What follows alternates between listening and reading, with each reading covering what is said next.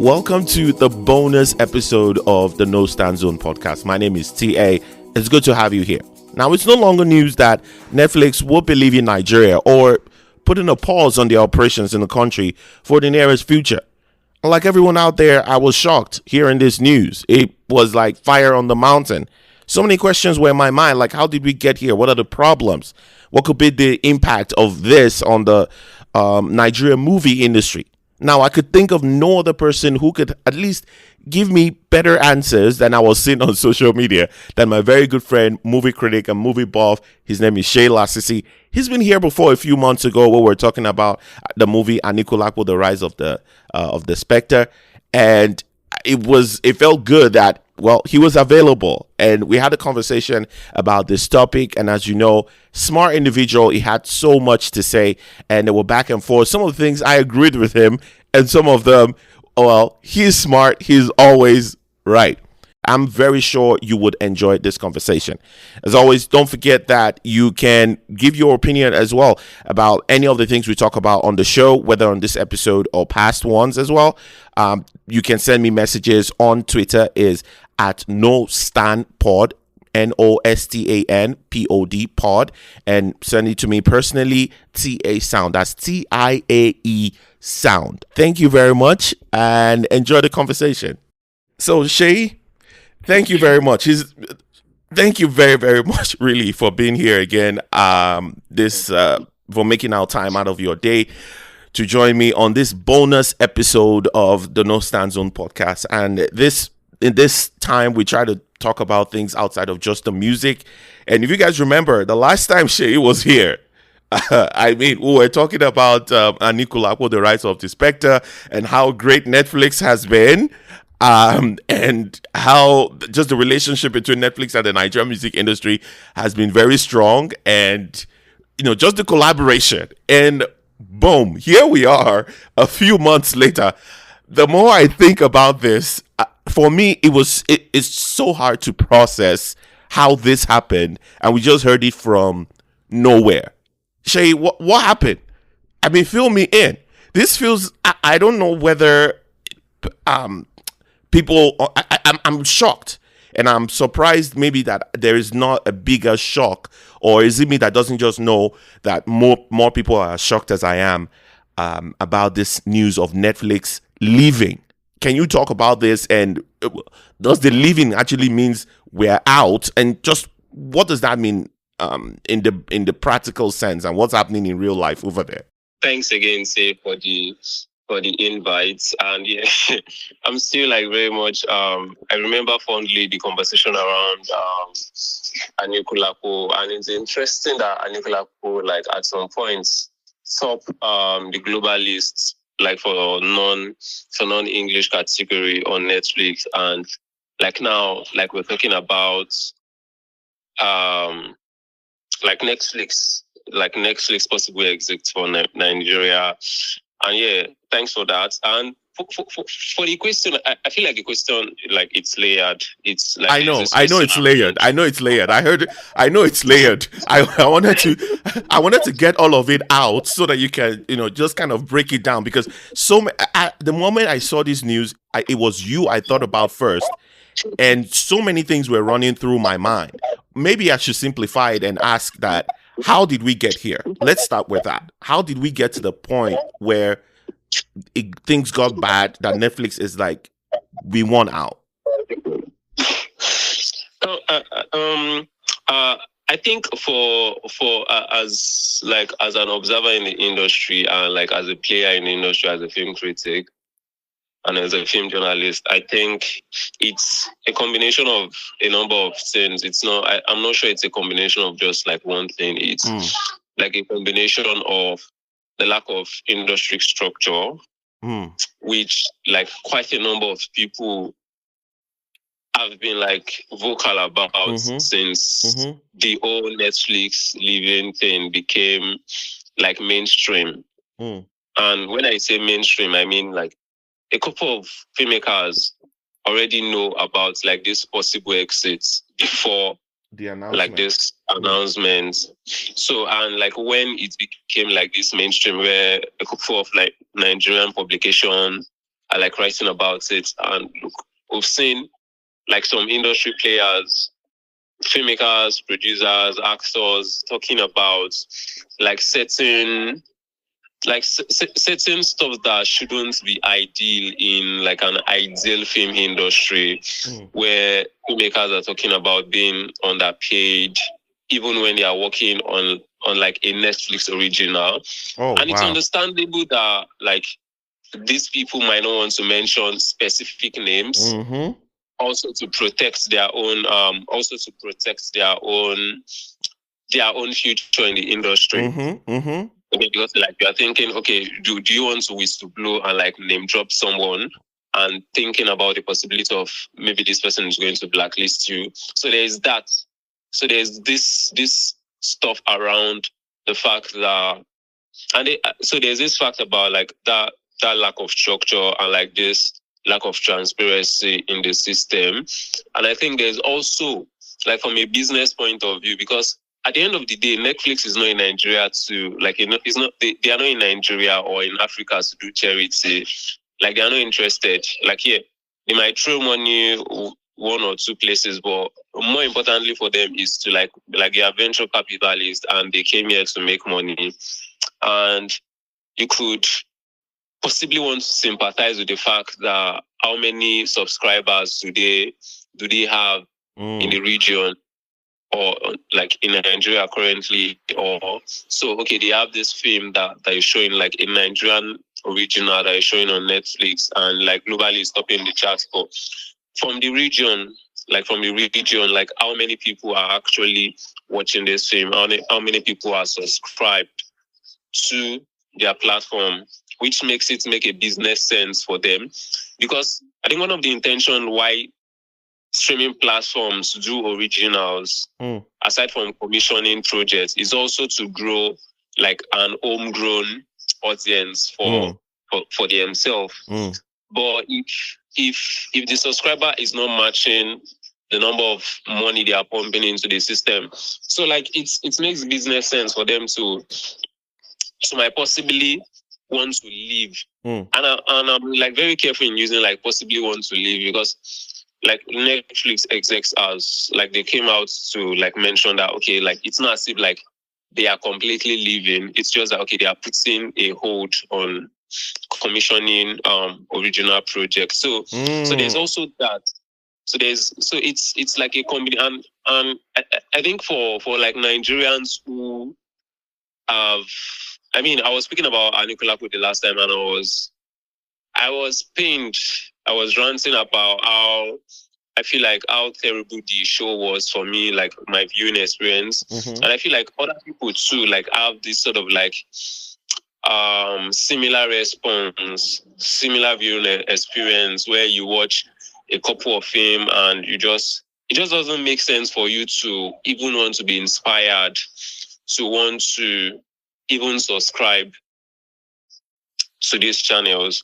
So it also speaks to, so I think it also speaks to the fact that over time we've been fed with like, the audience have basically been malnourished with like substandard content, like substandard films. Let me not use contents, like substandard films and series, and it just doesn't make sense for them to like want to. But here's my pushback, Seyi. Here's my pushback, Seyi, on this point. Now it's not. I'm not. You don't work with at Netflix, so this is not an attack on you. It's on the idea of what you're talking about. Okay, just for us to have a conversation here. If for a moment you can be on Netflix side. Now, your point about the movies not being a certain standard and all of that. But then these movies are doing well globally. Like, it's not just Nigerians that are watching these movies and enjoying the movies, right? Globally, there's an appeal to the creative, whatever ideas that Nigerians are making, right, from the movies. Now, I know times when critics have a certain idea of a movie, but then the public loves it. I see all those ratings all the time. Like whatever the critics is like maybe 23%, but the public is like 70%. You get what I mean? And honestly, even outside of Nigeria, most of the things that the movies that Netflix puts on its platform, most of them I don't watch as well. Most of them are low quality as well. In the when we're talking about not in the picture or anything, but I mean in the storyline and the things you were critical of Nicolakpo for. There are tons of Western movies that are worse, than that, and Netflix hasn't decided to leave, right? So that's one point. My second point is the idea that because you don't have homegrown subscribers, and that most of the viewing and is from outside of the country, that is a bad thing. I'm like, if you didn't know that that was going to be your play for the next few years, then you didn't do your research, because that's the same thing with Afrobeats as well. There is not a lot of income coming in for Afrobeat artists locally. The benefit is from outside. Everybody knows that. So how, I mean, on these 2 points, how is it that they don't understand that that's basically how things work, at least for now? I think I was in like this conversation recently where like discussing like this whole Netflix thing, and like someone was making reference to the fact that like Netflix is a global, like it's a global, like international brand, and they brought their global, maybe globally vetted business model, and like they still use it in Nigeria, and like the person was like trying to make a business sense of how Netflix could have used maybe a different model for the Nigerian market to ensure like commercialization, success. Just to like make commercial sense of like the business side of things, and like you made reference to also. I think recently on Twitter, like I'm not much of a music head, but I know recently on Twitter where I saw a particular tweet where someone was saying like all the whole Afrobeat festivals like are not happening on the continent. Like what's happening? And I remember somebody saying, at the end of the day, like these people need to make money, and like the Naira can't compete. Like it also speaks to the fact that like the Nigerian economy is like it is where it is basically, like it is like it can't compete like favorably. I mean, even for like I know certain writers who like maybe like writers, cultural writers who prefer to publish in an international publication as opposed to publishing like in Nigeria or in Africa. And it's also because of the black fact that like if you publish in these certain places, maybe they are paying you XYZ dollar. Like it makes sense. Like it makes like business sense for you to want to do that. But again, so like I think as a critic, like my place in the industry is like trying to like contextualize all these dissenting opinions and like just trying to make sense of it at the end of the day, because the local audience also deserve a sense of closure.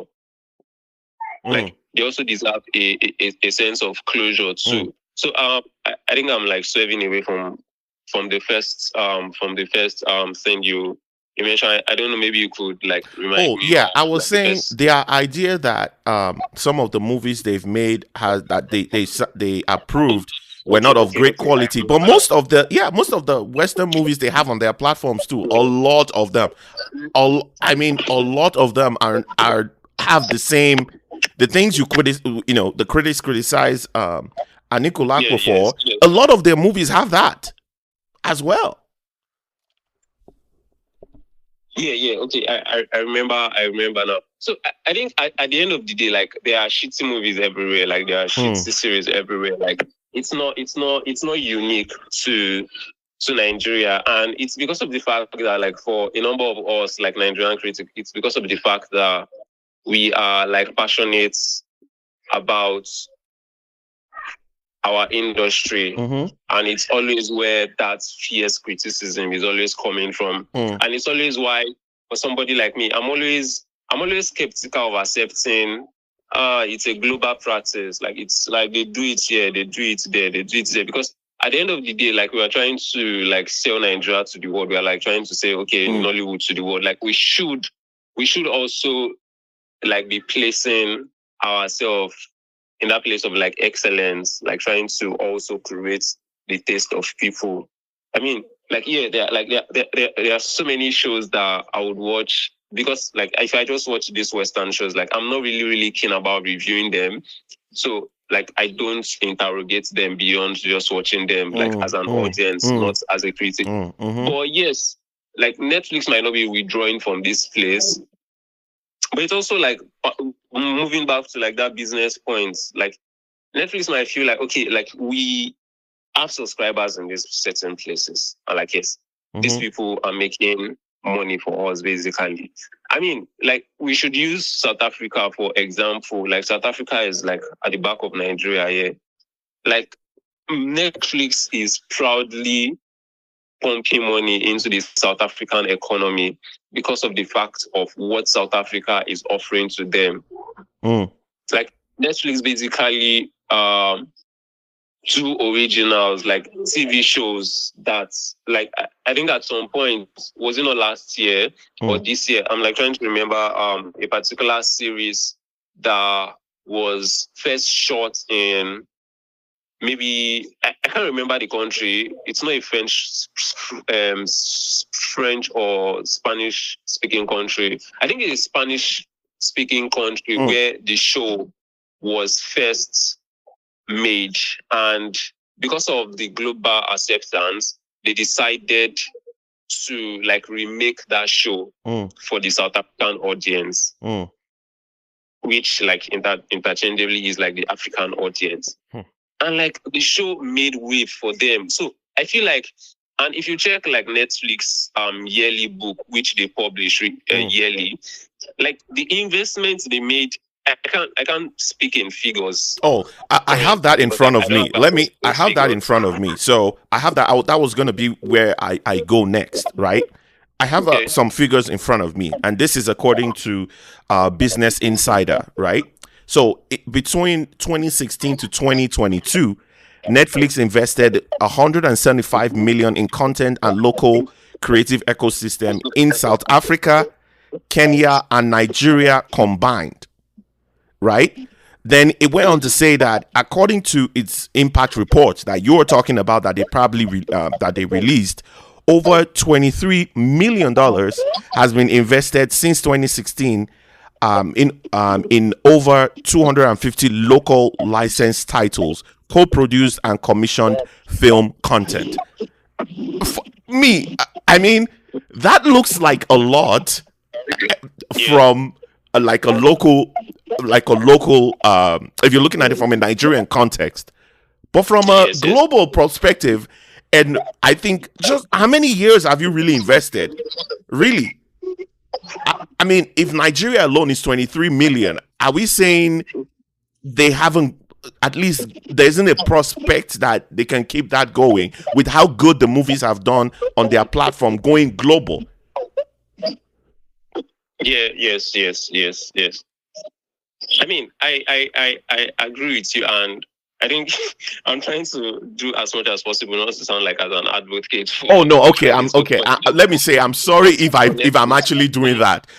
I'm sorry if I'm actually making you if I'm like you're a representative for Netflix. I mean, no, but I feel like I enjoy the conversation because I think at the end of the day, it's like it's like also like trying to make sense of what is happening currently, because I feel like and it's also kicked back to what like I started saying about like that lack of transparency like in the industry, where so many things is just shrouded in unnecessary misery. Like it's just clouded, like media houses don't have like access to like exclusive informations. Like things are just covered where you don't know, and when you say certain things that they feel like it's not the truth, then they come with this long thread of like trying to correct you. You don't like, this is not the thing to say, but at the end of the day, like they are not providing this correct, confirm like valid, information on what's going on. So it gives room for speculations. It And gives rooms to misinformations to like fly around, which like it's still that same thing like about that lack of transparency. That lack of transparency, that constant exploitation. Because I feel like if as an investor, if I'm like investing XYZ amount in a particular place and there's a reoccurring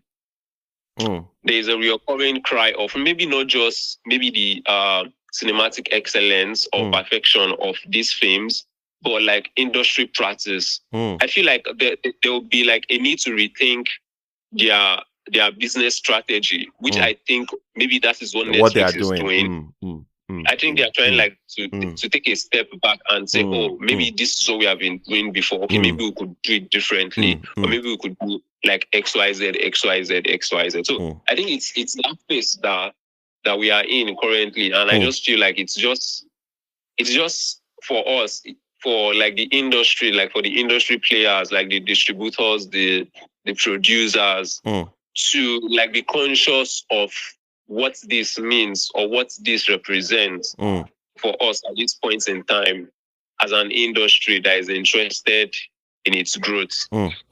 And I mean, because like we mentioned earlier, I don't want to seem like I'm attacking Netflix per se about them just leaving. And I like the point you made, is that at the end of the day, like trying to see from their perspective that it is more of a business decision and a more of a pause. Like, let's take a step back rather than let's leave. Because I'm the Niger outside of Hollywood and Bollywood in India, Nigeria is the amount of movies we're putting out on you, not just on Netflix, on YouTube, just content generally, visual content in video.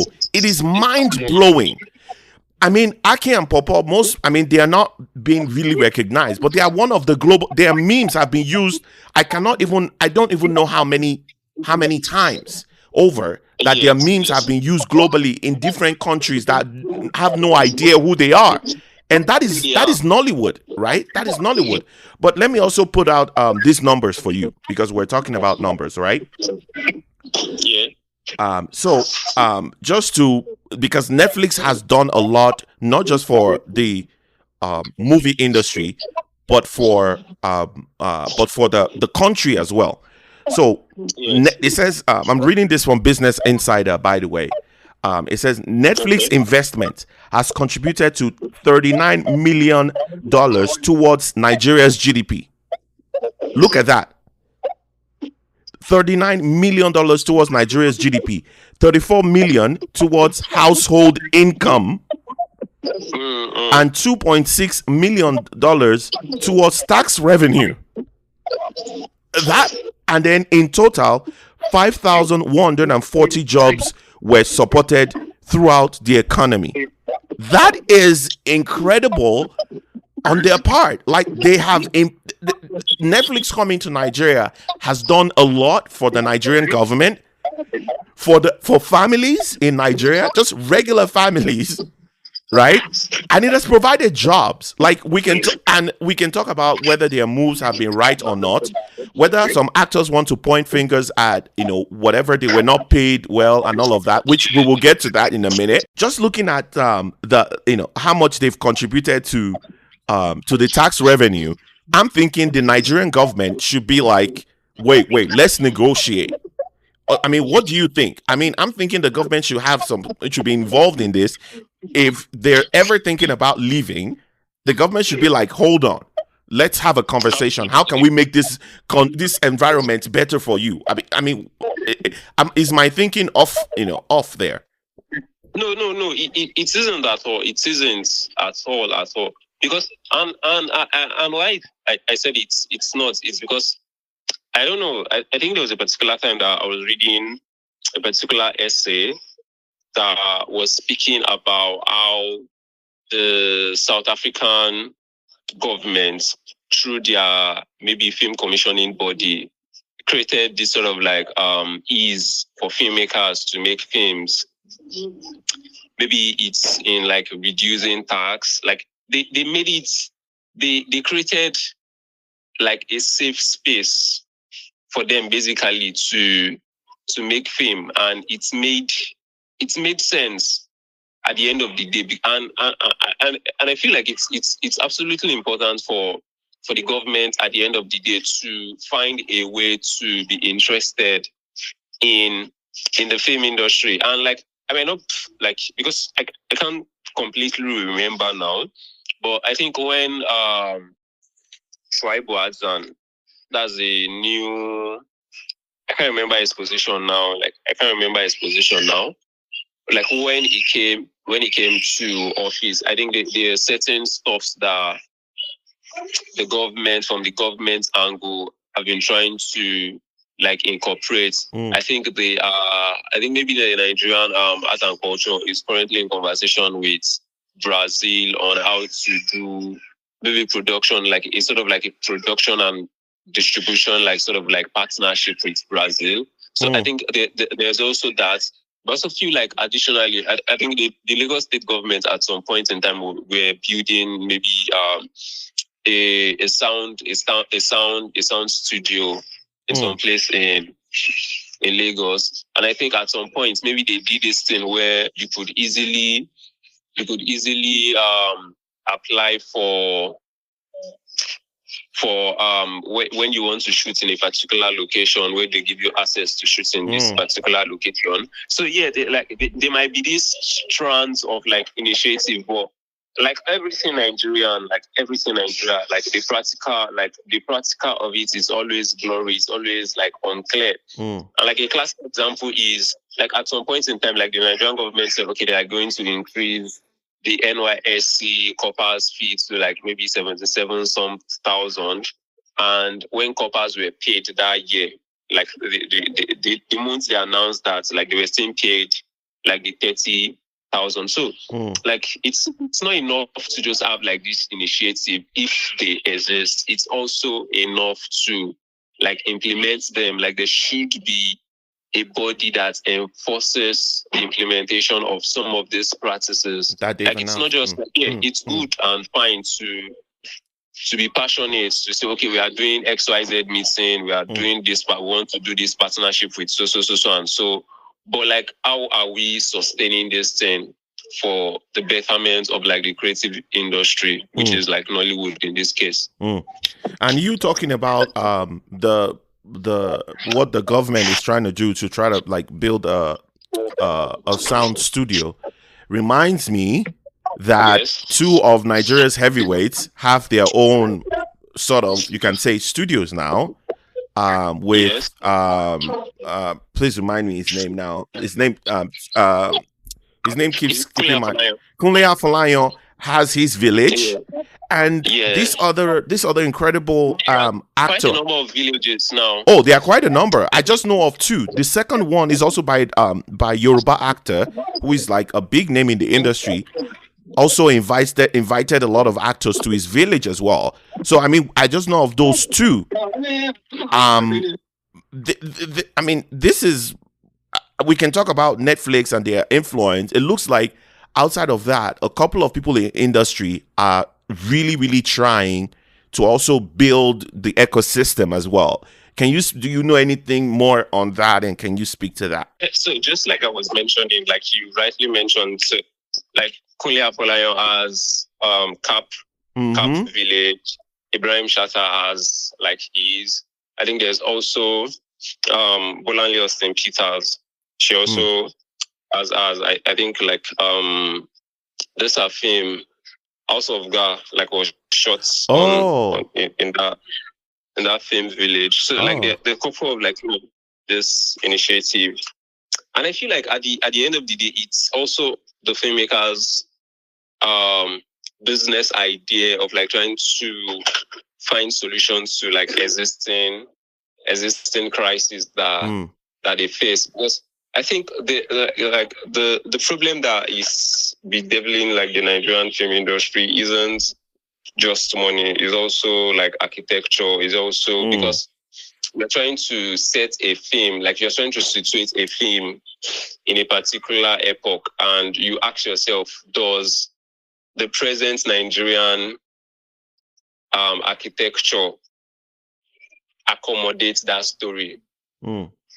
And you'll be asking yourself, like, if you move through Nigeria, like, where are you going to get locations that looks ancient enough to accommodate the world, the background of this story? So you like, so it's also like what some of the impacts, like the creative impacts that some of these villages is going to have on the film industry. So when like writers could like dream up a particular story and know that even if they won't be able to get maybe a live location, they could build one on XYZ location.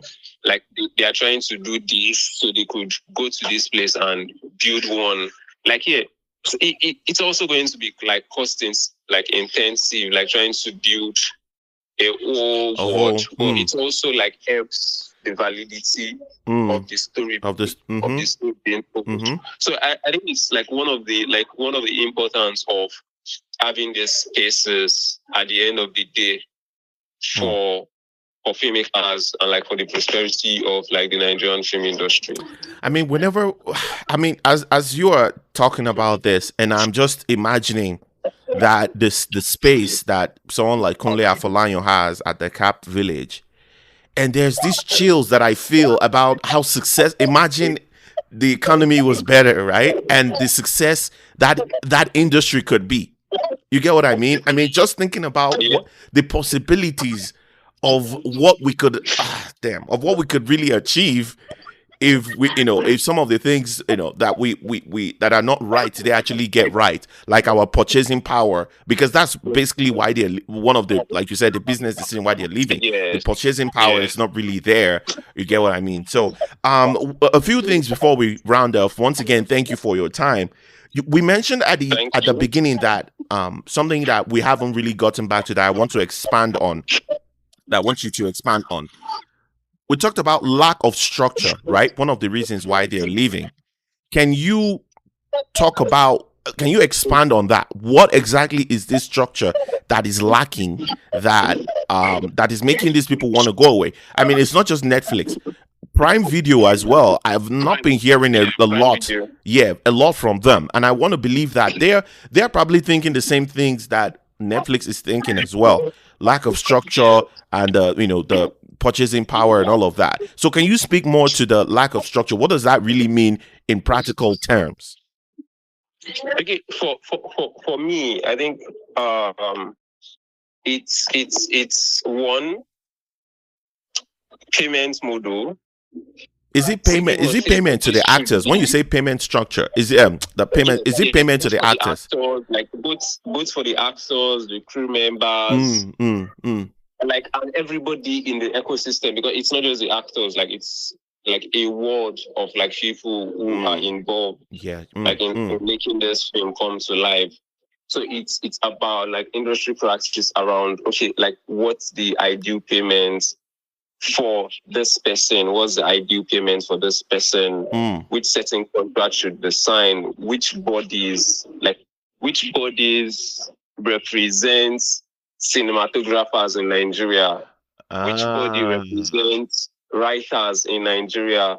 I mean, like last year or so, like there was this strike, like there was this heavy strike in Hollywood where writers are like on strike demanding for their rights. And because of the fact that like there is a structure, and that structure is the organization that represents them.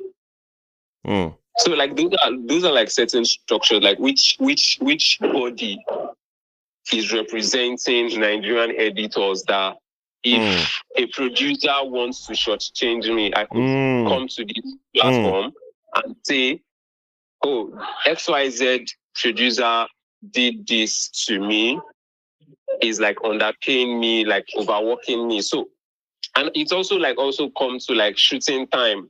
Okay, so we are saying we want to shoot for 8 hours. Like our 8 hours is not extending. If this 8 hours is extending, certain amounts is going to be added to the money. No, we are not doing this. So it's about like making sure like all these things are in place. And if there is a body, because at the end of the day, I feel like quite a number of young actors, young filmmakers, that's crew members might want to speak up, but there's always that familiar fear of blacklisted, like being blacklisted, and like it's possibly their only source of income. But because of the fact that if you speak out, you could be blacklisted. But if there are organizations that could back them, so like it makes sense as to why someone can confidently speak out. And again, it's not just like a Nollywood thing; it's like a Nigerian thing. I think there's this particular investigative journalist, Vishayo Shoyombo, like he has been clamoring since like God knows when about like providing both pictorial and like video evidence to show that okay, maybe the custom are doing XYZ stuff, like allegedly doing this stuff, and like nothing has been done, like nobody has been suspended, like nothing practically is done. It just feels like it's shouting. So the same way you could like bring that and like place it like in the Nigerian film industry. So I feel like the Nigerian film industry is like a mini representation of the bureaucracy like in the Nigerian ecosystem, basically. Oh my gosh. The more I hear you talking about this, it's like we always go back to the same similar problem, which is the economy of things in the country. Yeah. Right. My tummy just aches that we go back there.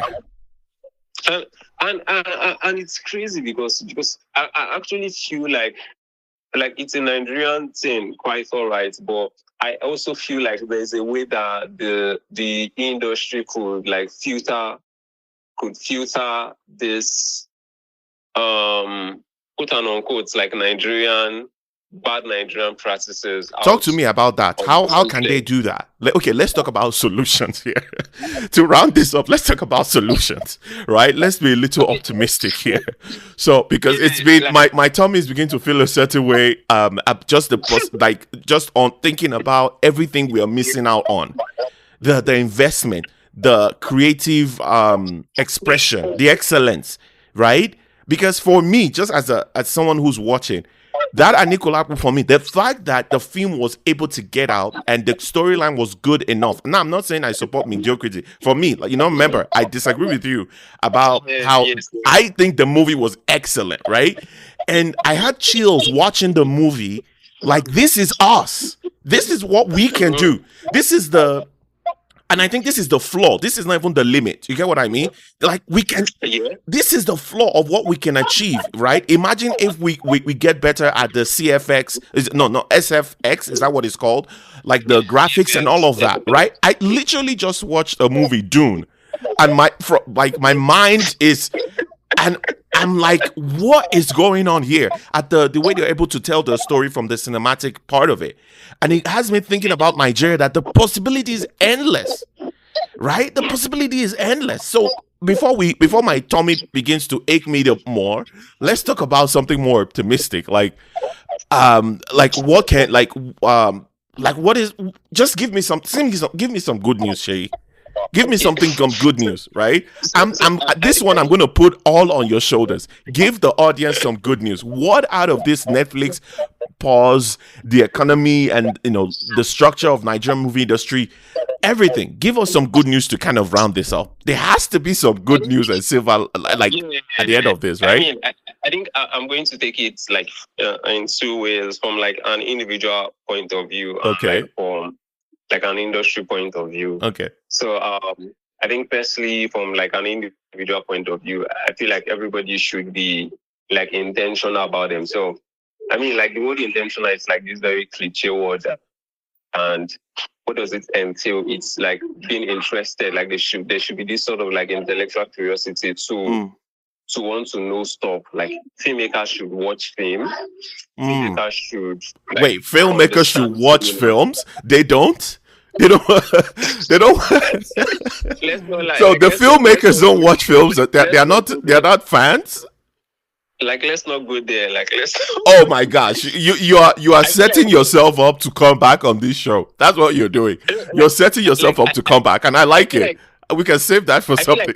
Like more filmmakers should like watch films, not just not just Nigerian film, not just Hollywood films. Like they should explore. Like there is Asian cinema, like there is Taiwanese cinema, like there is like for God, like I don't know, like there are so many like film movements that like cinema is like more than 100 years old. Like so many people like have made films and they have at some point experienced what we might be experiencing now. So it's like there should be that place of curiosity for filmmakers to like take a step ahead and not just continually eat what they see. Like they should move outside of the culture and like study film movements and say, okay, wait, when this was happening, okay, this was how they this thing was being overcame. solved, and see how they could apply it to their own, maybe to their own personal self now. Because I said like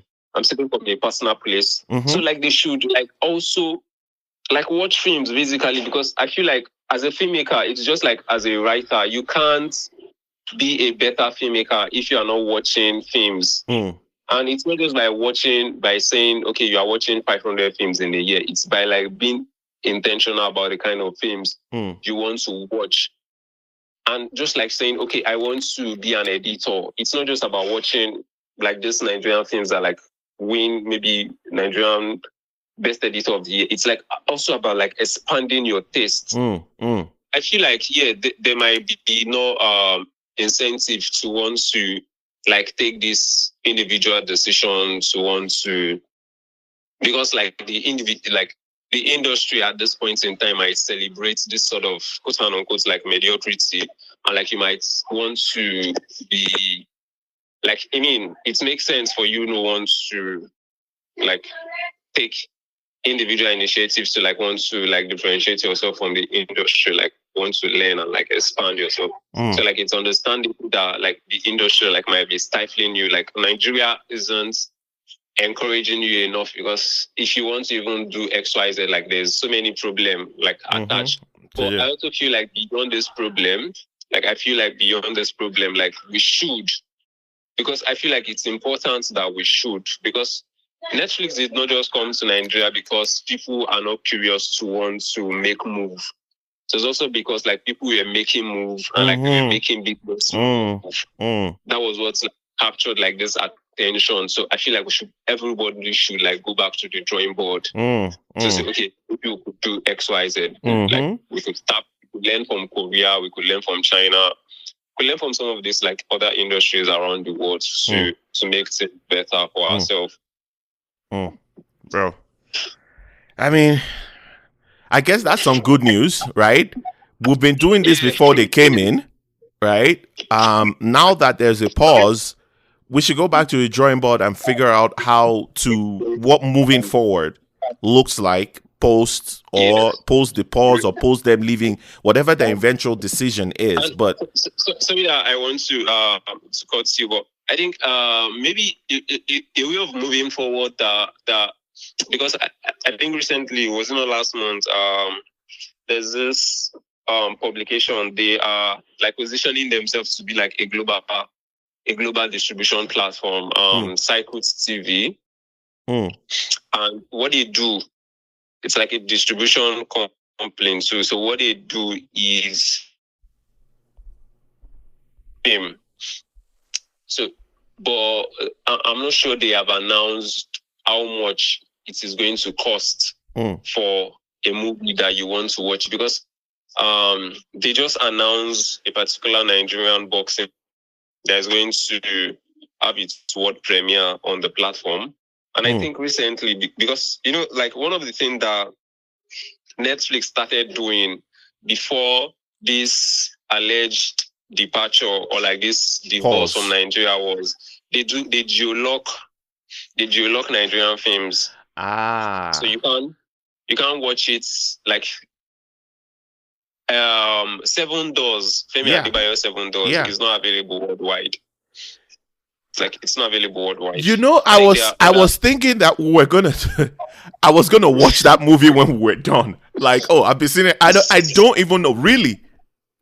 Like it's not available worldwide. So I think even before 7 Doors, like there are 2 or 3 other titles that I can't remember now that were geolocked. And you can't watch them, like they're trying to, like, you can't watch them.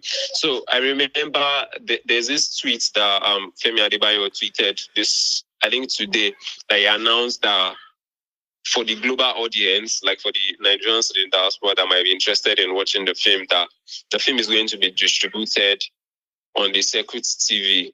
So that might be a way of like trying to say, okay, like filmmakers are now taking initiative of like owning.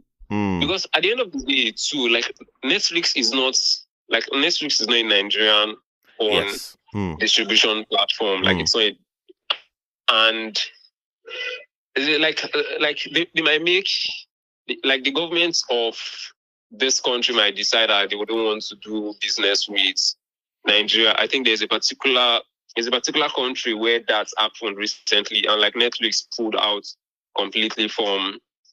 I don't know if it's Netflix or, but like there's this particular streaming platform, maybe Prime. Is it Prime? Oh, okay. I don't know, like, but there's this particular, like this big, maybe it's Prime or Netflix, that they pull out completely from that country. So it's also about like filmmakers also like trying to find like locally vetted model that could compete globally to like solve distribution problem. Because I think at the end of the day, why we are even having this conversation, it's about like the business angle of like film, like how do filmmakers distribute their films? And I feel like if we don't solve the distribution problem, I feel like we are still going to be having, if Netflix completely now decide, okay, they want to leave, another streaming platform step in, and they also say, okay, maybe in the next 10 years, they also want to leave. Like, we are still going to like be continually have this conversation over the years. So I feel like with Circuit TV, like I don't know their business model yet, but like the business model they announced is that it's going to be, so you pay, you watch. You pay, you watch. Pay, you watch. So it's not like you're paying a subscription. So like we don't know how that is going to play out when they started. Like they haven't announced a particular fee yet of how that is going to play out. Yeah. And I think there's also another one that I saw recently. Because, you know, speaking about solutions, so there's also one that I saw recently where this particular filmmaker is not distributing a film. I can't remember the title now, but she's not distributing. I think I can send a link to the tweet. She's not she has a particular website where she distributes the film, where you also pay and like you watch the film online. So filmmakers are also like trying to like think outside of the box. And I feel like another way, like Nigerians watch football, like there are community cinemas that could also be tapped into. I think I was discussing with somebody that I think maybe quite a number of people might still be watching DVD in their houses, and like they still use cassettes in their houses. Like we could also tap into that market, because like that's also a market that is not being serviced at the end of the day, and like they have to resort to using illegal means to access this film. And again, I feel like there's also like the Nigerian university communities where you could, like there are theater art students like in like every Nigerian universities that we could also like tap into. Also, so it's like a big market that it's just about like trying to find a way to like figure things out and like make a business proposition for some of these things so that it like makes sense for possible investors. Well, I mean, a lot has been said, man. I really do appreciate your time and your expertise on this particular issue, because you were the first. You came to mind the moment I saw the news, and I was like, no, I have to get you in, because I love how our conversations usually go. We start with one thing, but then we go deeper and find, you know, and be able to expand on the conversation. So it's always a pleasure speaking with you. Once again, guys, Seyi Lasisi is a Nigerian creative, and it says, and it's obvious, it says, with an obsessive interest in Nigerian and African films and an art form. His film criticism aspires to engage the subtle and obvious politics, sentiments, and opinions of the filmmakers to see how they align with reality. He tweets at Seyi Vortex. That's SEYIVORTEX. And you can also reach him via email. Is SeyiSamuel850@gmail.com. Once again, SeyiSamuel850@gmail.com. I hopefully we're gonna be here again. Hopefully I have you again. But this is always great to have you here. Once again, Seyi Lasisi, thank you for making out the time to join us here on the No Stand Zone podcast.